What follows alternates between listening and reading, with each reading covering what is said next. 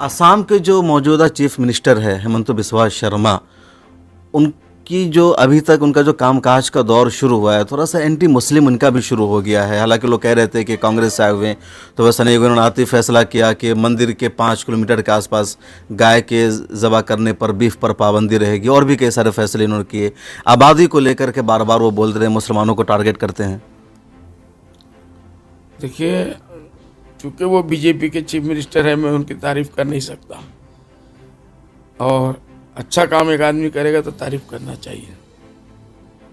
एक तो ज़ुबानी कहना, जैसे बीफ के बारे में उन्होंने 1 हफ्ता पहले असेंबली में ये बयान दिया कि भाई आप एक चीज़ खाते हो, हज़ारों साल से आप लोग खा रहे हो, बस इतना करो, जो खालिस हिंदू इलाके हैं उसके अंदर मदीना होटल मत खोलो।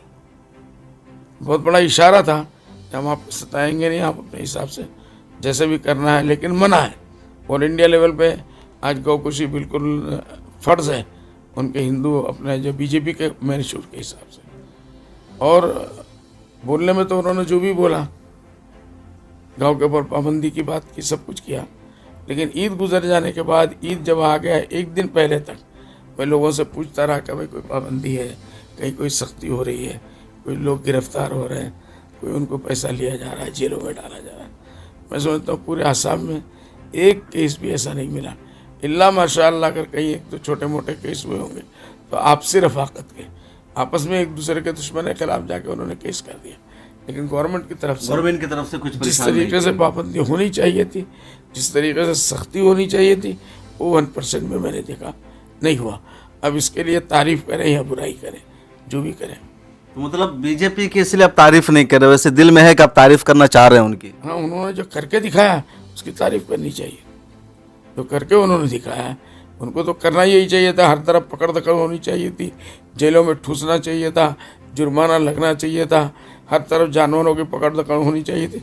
शुरू में हफ्ता 10 दिन पहले कुछ स्मगलिंग के जानवर पकड़े गए, जो व्यापारी लोग होते हैं बांग्लादेश स्मगलिंग करते हैं, वो पकड़े गए। लेकिन जैसे जैसे वक्त आते गए वो भी हल्का होता चला गया। इसलिए आबादी को लेकर के बार बार वो बयान देते हैं, मुसलमानों को कहते हैं कि ज़्यादा आबादी, बच्चे पैदा कर रहे हैं। अभी उन्होंने दानिश्वर की एक मीटिंग भी की थी मुस्लिम इंटेलेक्चुअल्स की कि मुसलमान कम बच्चे पैदा करें। मसला क्या है? क्या वाकई में आसाम में मुसलमानों की आबादी बहुत ज़्यादा बढ़ रही है, जिससे ख़तरा है कि मुसलमान मेजोरिटी में हो जाएंगे और जो हिंदू है वहाँ वो माइनॉरिटी में बदल जाएंगे? नहीं, ऐसा नहीं है। हम लोगों ने उसका ये जवाब दिया था कि भाई आप उसके वजूहत, जो इंटेलेक्चुअल लोगों की उन्होंने मीटिंग की थी, तो वो कैसे इंटेलेक्चुअल होते हैं आपको मालूम है। हम उस मामले में ज़्यादा नहीं बोलना चाहते। जिन लोगों को न दीन के बारे में कोई मालूमात है, न दुनिया के बारे में, गवर्नमेंट ने बुला लिया, चीफ मिनिस्टर ने बुला लिया, तो वो आसमान पर पहुंच जाते हैं। वहाँ जाने के बाद एक ही मकसद होता है, चीफ मिनिस्टर की तारीफ़ करना, या जिस मसले में चीफ मिनिस्टर ने बुलाया उसकी तायीद करना, ये उनका मकसद होता है। वो इतने डीप में जाने वाले इंटेलेक्चुअल लोग नहीं होते।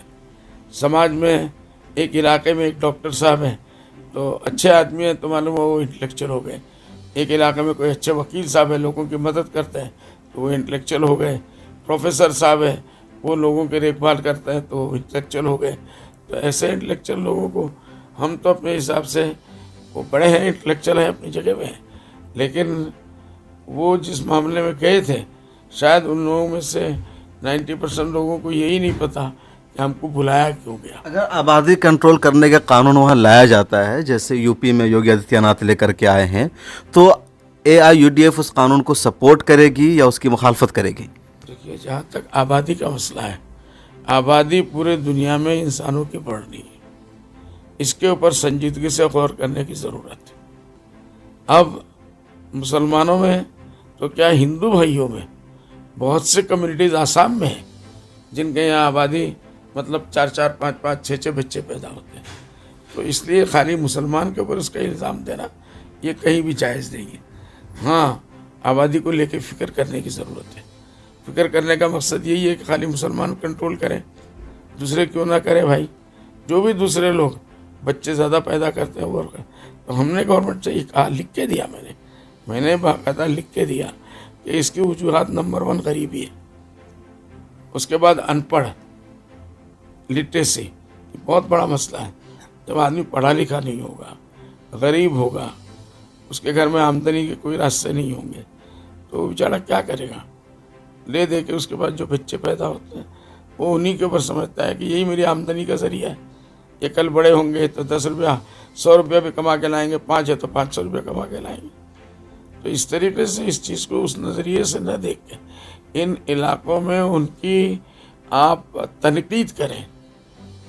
उससे अच्छा है कि वहाँ पढ़ाई को आप बढ़ाइए, स्कूल कॉलेज ज़्यादा दीजिए, उन बच्चों में जो लिटरेसी का प्रॉब्लम है उसको दूर कीजिए, गरीबी है उनको नौकरियाँ दीजिए, मुलाजमत दीजिए, उनको और दूसरे काम ऐसे दीजिए जिससे गरीबी उनकी दूर हो। तो इन चीज़ों को अगर आप दूर करा देंगे तो आज नहीं 10 साल के बाद, 20 साल के बाद, हर साल एक मरतबा इसका दिन आता है। तो उस दिन वर्ल्ड पॉपुलेशन दिन आ गया तो आप लोग बड़े बड़े लेक्चर करेंगे, बड़ी बड़ी महफिलें करेंगे और उसके ऊपर बड़ी बड़ी बातें करेंगे और उसके बाद बात खत्म हो जाएगी। नहीं, एक्टिव कोई प्रोग्राम कीजिए, एक्टिव प्रोग्राम हो और ऐसा प्रोग्राम हो जो 10-20 साल के बाद जाके इफेक्टिव हो। मिल्लत टाइम्स को आपकी ज़रूरत है, हमारी आप माली मदद करें। हर महीने सिर्फ 100 रुपये और 1 साल के लिए एक साथ सिर्फ 1000 रुपये। रकम भेजने के लिए यहाँ दिए गए फ़ोन पे, गूगल पे और पेटीएम नंबर का इस्तेमाल कर सकते हैं।